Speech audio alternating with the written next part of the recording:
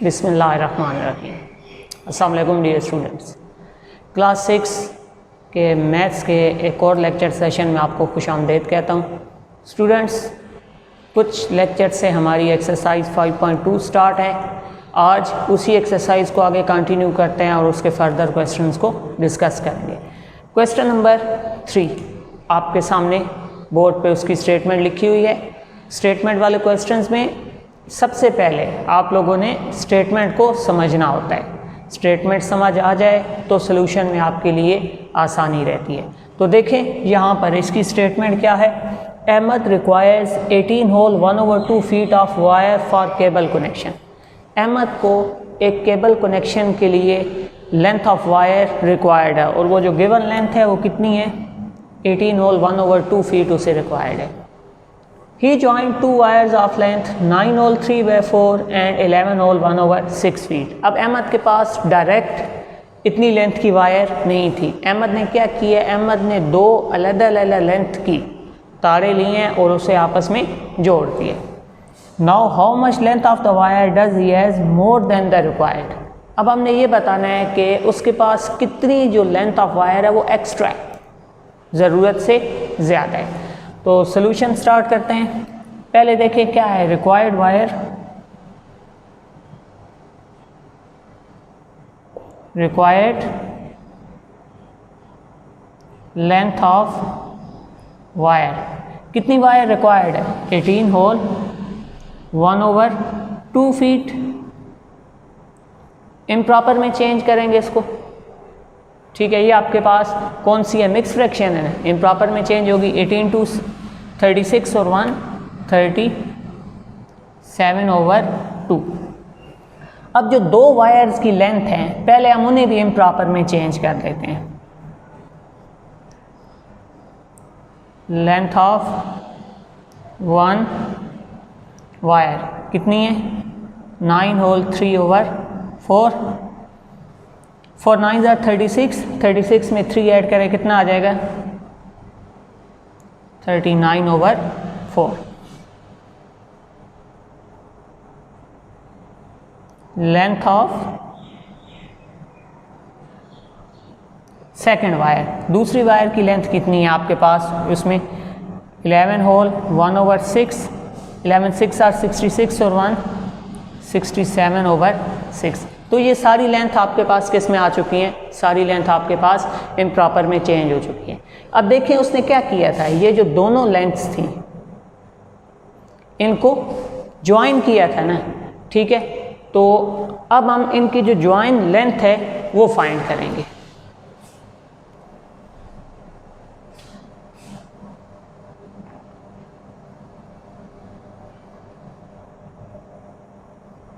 Length of wire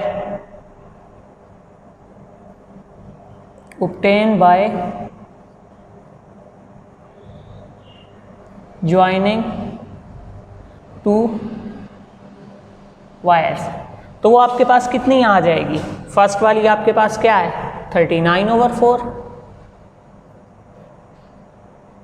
second वाली कौन सी है, 67/6।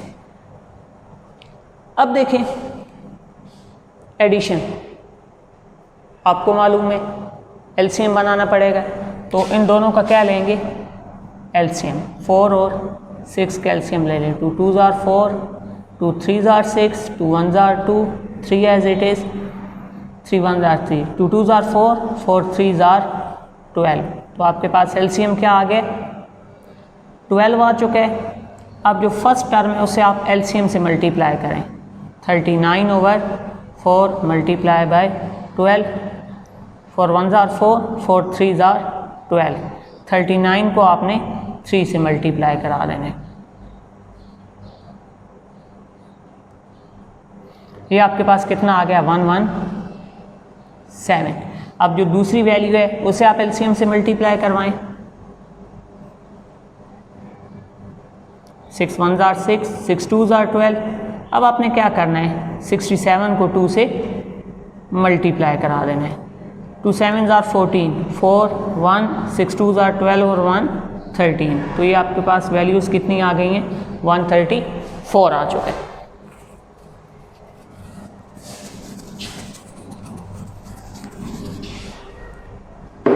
अब आपने क्या करना है, इन दोनों वैल्यूज़ को आपस में ऐड कर देना है।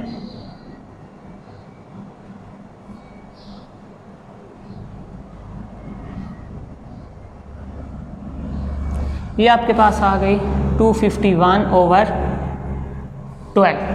अब जो दोनों वायर्स आपके पास ऐड अप हुई हैं तो उसकी आपके पास जो लेंथ आई है वो क्या आ गई है, 251/12 आ गई है। अब हमने यहाँ तक इसकी स्टेटमेंट को सॉल्व कर लिया है। अब जो लास्ट पार्ट है उसकी तरफ चलते हैं। लास्ट पार्ट क्या था, now how much length of wire does he has more than required. Question की स्टेटमेंट में ही बुक वाला बता चुका है कि जो वायर की लेंथ है वो ज़्यादा है, तो हमने वो जो एक्स्ट्रा लेंथ ऑफ वायर है वो बतानी है। तो अब हम स्टेटमेंट क्या बनाएंगे, length of wire more than required. ये आपके पास क्या आ जाएगी, 251/12 में से आपने किसको माइनस कर देना है, 37/2 को। प्लस माइनस में आपको पता है क्या बनाने होते हैं, एलसीएम। तो 12 और 2 का एलसीएम बनाएं, 2 6 are 12, 1 2 3 are 6, 1 2 2 are 4, 4 3 are 12। तो एलसीएम आपका क्या आ चुका है, 12 आ चुका है। डिनोमिनेटर में 12, फर्स्ट टर्म इसे एलसीएम से मल्टीप्लाई करवाएं।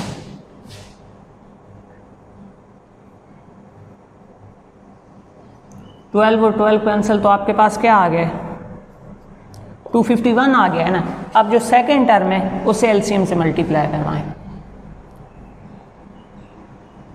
2 1 are 2, 2 6 are 12। अब 37 को आपने 6 से मल्टीप्लाई करा देना है।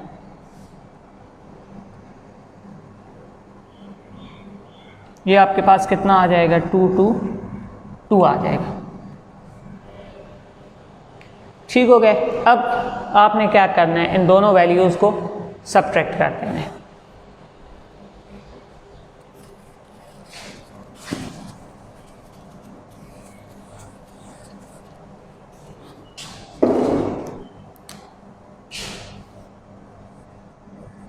टू 5 1 2 2 2, 1 में से 2 नहीं जाएंगे, 11 बनेगा। 11 में से 2 गए 9, यहाँ पर क्या रह गया 4, 4 में से 2 गए 2 और 2 में से 2 गए 0।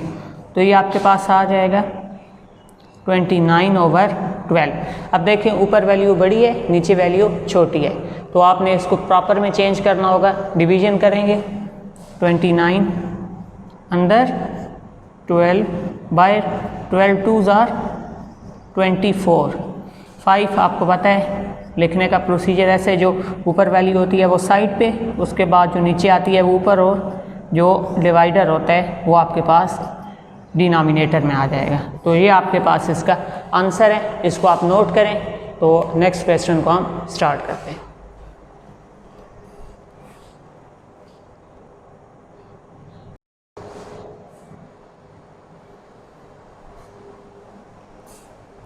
जी स्टूडेंट्स, तो क्वेश्चन 4 की स्टेटमेंट आपके सामने लिखी हुई है।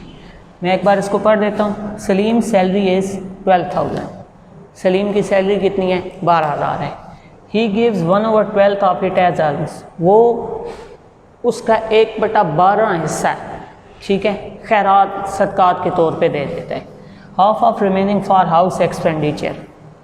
सदकात और खैरात देने के बाद जो बाकी अमाउंट बचती है उसका आधा हिस्सा घर के अखराजात में खर्च हो जाता है, उसके लिए दे देते हैं। And 2/5 of remaining. अब जो घर के अखराजात के लिए इस्तेमाल हो चुका है उसके बाद जो अमाउंट बची है उसका 2/5 हिस्सा किसके लिए, एज डेप्ट, कर्जे के लिए, उधार के लिए, ठीक है, वो दे देते हैं। What is the remaining salary with in. हमने ये बताना है कि अब कितनी सैलरी उसके पास बाकी बच चुकी है। तो स्टार्ट करते हैं।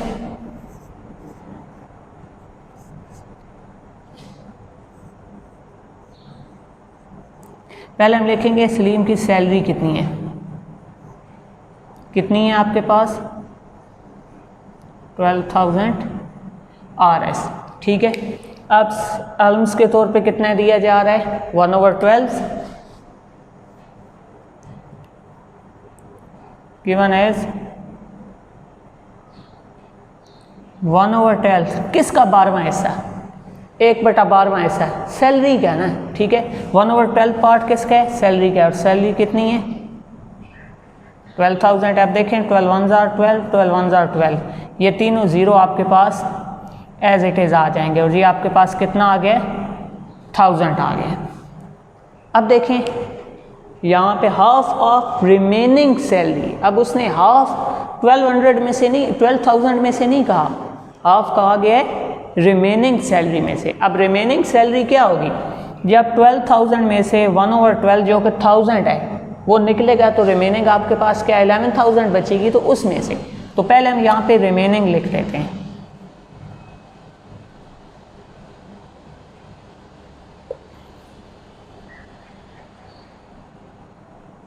रिमेनिंग सैलरी कितनी है 12,000 माइनस 1,000, ये आपके पास कितनी आ गई है 11,000 आ गई है। अब जो रिमेनिंग सैलरी है उसका हाफ 1/2, रिमेनिंग सैलरी का हाफ किसके लिए दिया गया, हाउस एक्सपेंडिचर्स के लिए दिया गया।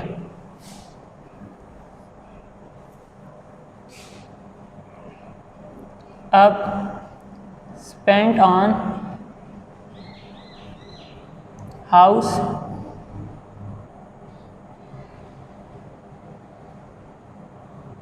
एक्सपेंडिचर्स 1/2 रिमेनिंग सैलरी का आधा हिस्सा, ठीक है। जिस तरह से यहाँ था ना टोटल सैलरी का 12वां हिस्सा, इस तरह से अब यहाँ जो रिमेनिंग सैलरी है उसका आधा हिस्सा, रिमेनिंग आपके पास क्या आई है 11,000 आई है ना, 11,000 का आधा हिस्सा, ठीक है। तो अब यहाँ पे देखें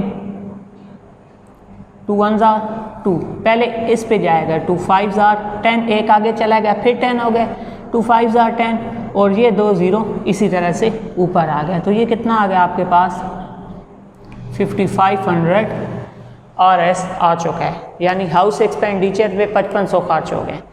अब फिर देखें क्या है, एंड 2/5 ऑफ द रिमेनिंग।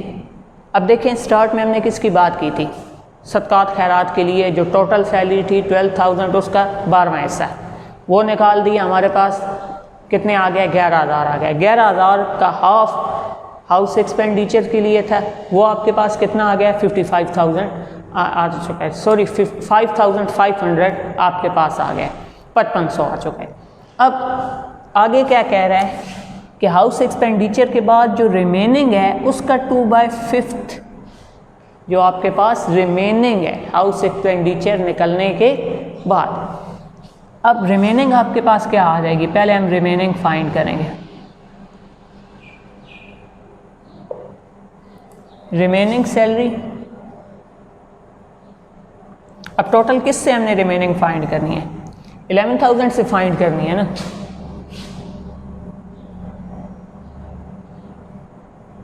ये आपके पास 5,500 ही आ जाएगी। अब जो रिमेनिंग अमाउंट आपके पास आई है वो है 5,500। अब 5,500 का 2/5 हमने किसके लिए निकालना है एज डेट। अब पेज एज डेट, ये क्या आ जाएगा 2/5 मल्टीप्लाई बाय 5,500, 5 1 5, 5 1 5, 5 1 5, और दोनों ज़ीरो इसी तरह से आ गए। 2 × 1,100, इन्हें आपस में मल्टीप्लाई कराएं तो ये आपके पास क्या आ जाएगा 2,200 RS आ जाएगा। अब देखिए हमने क्या बताना है कि रिमेनिंग सैलरी कितनी है। अब रिमेनिंग हम कब बता सकेंगे, जब हम टोटल एक्सपेंडिचर को ऐड करेंगे और उसे जो टोटल सैलरी थी उसमें से सब्ट्रैक्ट करेंगे। अब टोटल एक्सपेंडिचर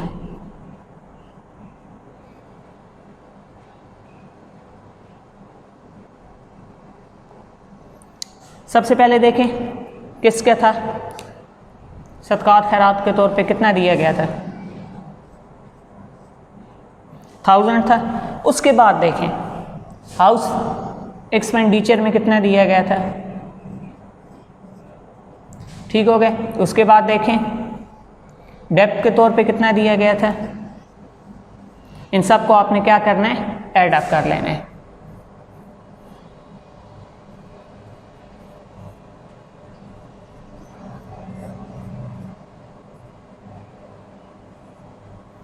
ये आपके पास आ जाएगा 8700 और एस। अब हमने क्या बताना है, रिमेनिंग सैलरी बतानी है ना।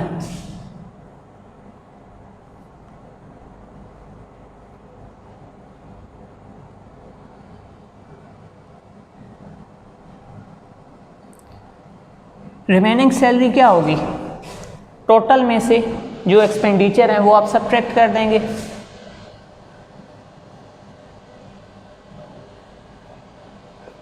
सब्ट्रैक्शन करवाएं इसकी।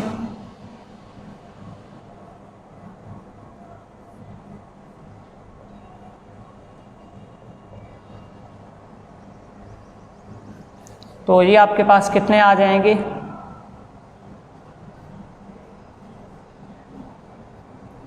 3300 RS उसके पास रिमेनिंग सैलरी है। इस क्वेश्चन में थोड़ा ये ट्रिकी पार्ट है कि जो नेट एक्सपेंडिचर या जो वैल्यूज़ देनी है तो उसमें से जो वैल्यूज़ माइनस हो रही हैं उससे आपने सब्ट्रैक्ट करवा के नेट वैल्यूज़ में से निकालना है।